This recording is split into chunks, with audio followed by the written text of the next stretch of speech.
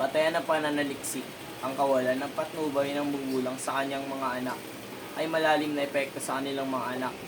Ang mga bata na lagi nag-iiba ang kanilang mga ugali, ang pagiging emosyonal ng isang ina ay maaaring magkaroon ng magandang epekto sa kanilang mga anak. Nalalaman sa isang pag-aaral na ang mga emosyonal na nanay ay mabilis mag-respond sa mga pangangailangan ng kanilang mga anak. Subalit, ang sobrang emosyon ay maaaring magdulot din ng stress at iba pang mga negatibong epekto sa mga nanay. Ang pakikipag-usap ng mga magulang sa kanilang anak ay isang mahalagang aspeto ng pagpapalaki ng anak.